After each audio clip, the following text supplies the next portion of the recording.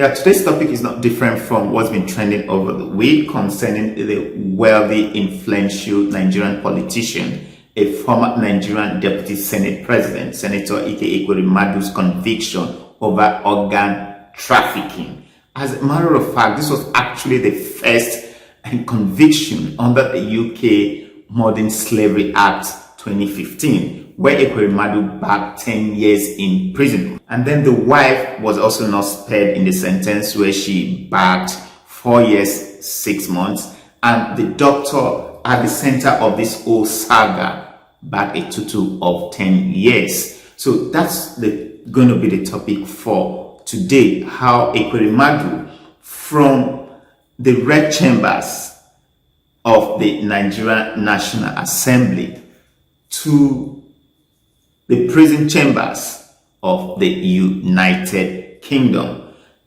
That is the topic for today, which we're going to look at some of the things that actually led to his conviction in the United Kingdom.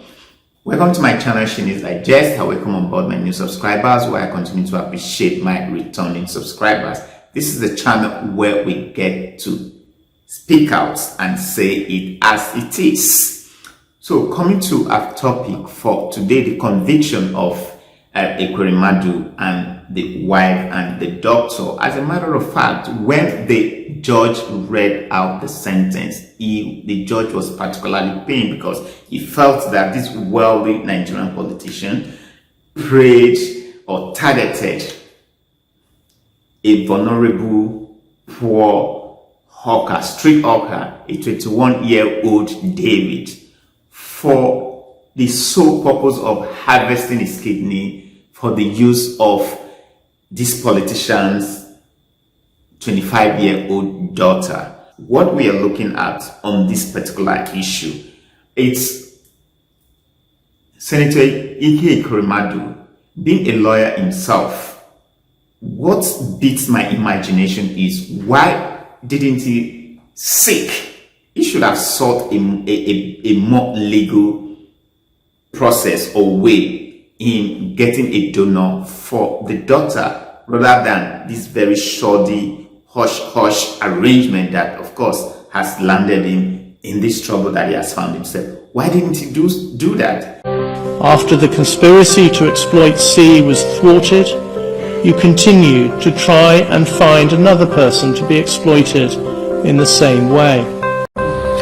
After taking account of the aggravating and mitigating factors in your case, I impose a sentence of 9 years and 8 months imprisonment.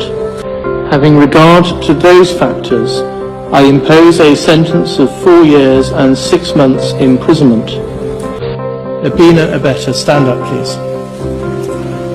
There are aggravating features in your case.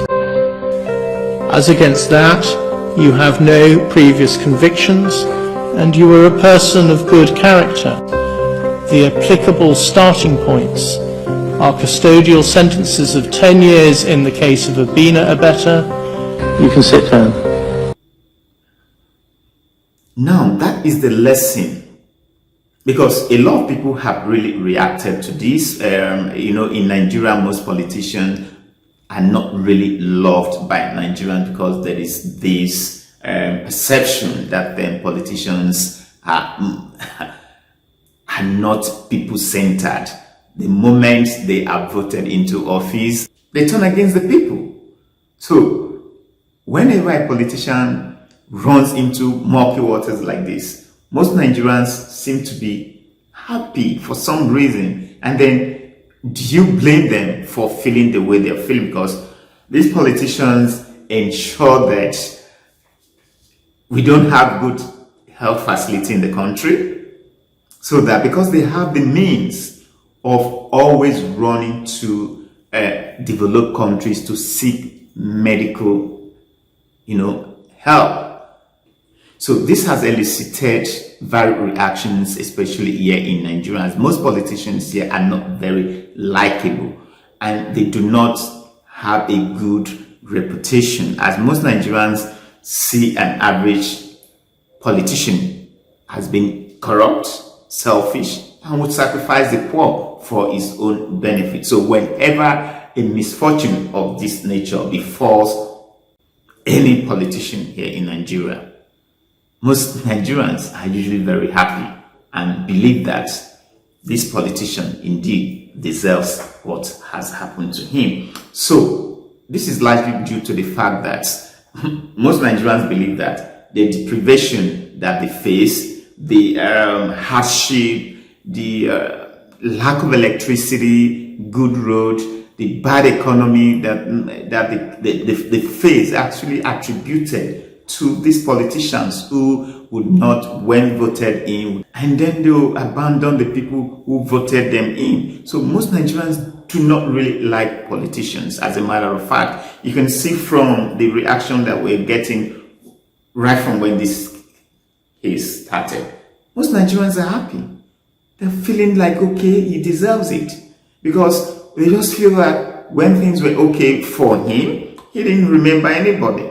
And now, why would he even be seeking medical treatment abroad when, from what some people are even saying, that this is someone that was giving billions of naira to, I don't know how true that is, but I'm just stating the fact, what is out there in the social media, that this was the same person who was giving billions of naira to, as a matter of fact, construct or build healthcare facility in his hometown, to build a center for where kidney transplant can actually take place. But he didn't.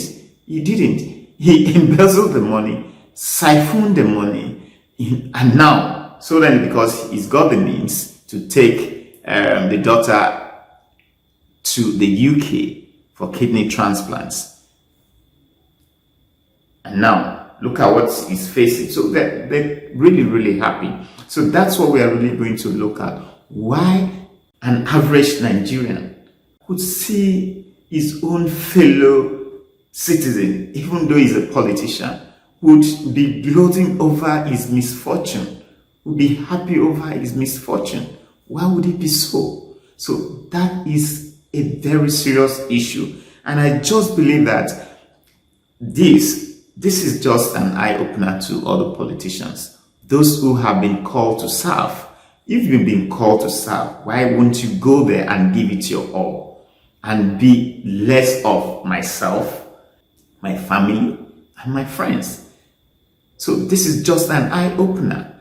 So we are really going to look at this. What really happened? Just like what the judge said, that he was particularly pained by the fact that this wealthy, influential politician would target a poor, vulnerable street trader for the sole purpose of harvesting his organ so that his 25-year-old daughter will have a kidney transplant. You deliberately targeted a victim who was particularly vulnerable due to his young age, his isolation from his immediate family, and his poverty. Now let's even look at the boy in question, the supposed donor, the boy that was actually supposed to donate his kidney. Where did it go wrong?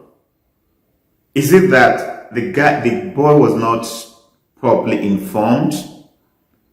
Enough information wasn't supplied to the boy for him to be fully aware of the implication of what he was to face? Because I just don't really understand that a boy of 21 years that was taken to the UK for the singular purpose of, for him to donate his kidney to this, for him to donate his kidney, would turn out to say he didn't know anything about that. What could have happened? What could have gone wrong? Is it that the boy was not properly informed? What went wrong? Because one would have thought that Ike Ekweremadu, being a lawyer himself, would have known better. Is it that he couldn't have a better arrangement where he could get a donor to save the daughter's life, to help the daughter? Or why did he have to be so messy? Why did he have to be so messy to the point where it would get to where we are today, where he's been convicted? That's the question. Now, looking at this boy from the story that we have read, that one, the senator never dealt directly with the boy, except through a proxy, which was the doctor. And then when the boy was interrogated by the UK doctors, that's when it was discovered that the boy didn't even know why he was even there in the first place. Because when he was asked, "You were here to donate your kidney," he said he doesn't have any money to donate. I don't know how true that is, but why would a boy of 21 years not know what is called kidney? Was it just an act?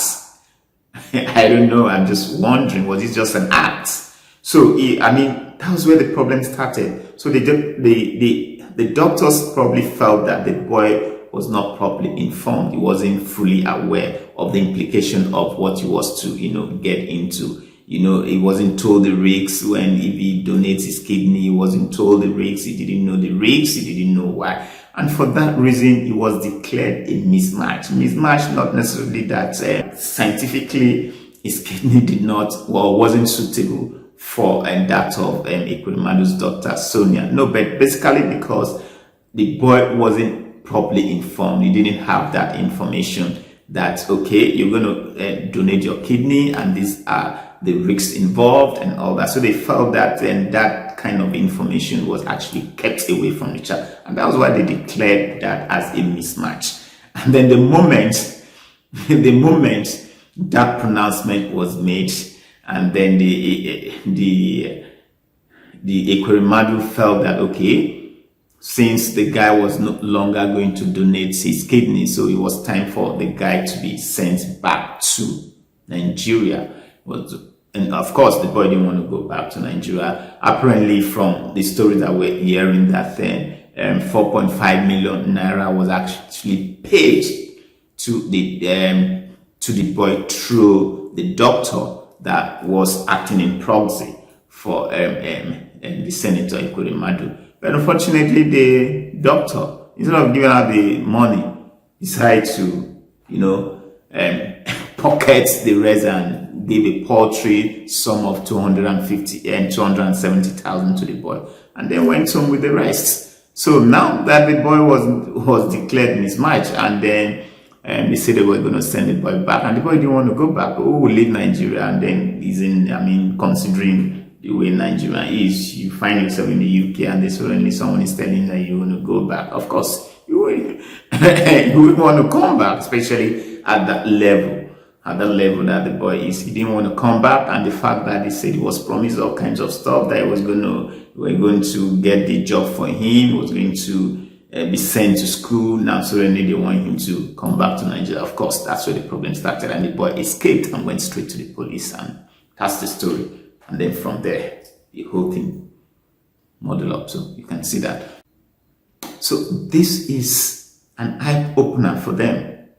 If someone had told them, Senator Ike Ekweremadu, that a boy of 21 years, a street trader, will actually send him to jail, of course, he will tell you to go and tell that juju man that is not seen well. Of course, he will not believe that, but it is what it is. He's been sent to jail by a 21-year-old man, because initially the boy said he was 15, whatever that was, but of course with investigation, the boy lied too back then. And now the boy does not want to be, sent back to Nigeria. See, his life is in danger. They might kill him. He's seeking asylum in the UK. They shouldn't be sent back. Do you think, does this senator really deserve this? Because most people are even accusing the British authority as being extremely biased towards African leaders, because they are so quick to want to use Africans as an example to showcase their puritanical disposition. Do you believe that? You think it's about trying to make us look bad, or they say give a dog a bad name in order to anger? They think that is the thing here. You think the offense committed by Ike Ekweremadu is not commensurate with the punishment he's getting. Just like they say, if you don't want to do the crime, then if you don't want to do the time, then don't do the crime. That's what they say. You think that the British authority, they're just trying to let us know how puritanical they are, and that's why they meted out this kind of punishment to Ike Ekweremadu in spite of all the appeal from notable people across within the African context here, even in Nigeria. The former president and President Olusegun Obasanjo had actually written and pleaded with the British authority to see how they could temper justice with mercy. Even the ECOWAS Parliament also put their voice there to talk about how good Ekweremadu is in terms of character and reputation, and that should be factored into whatever sentence that.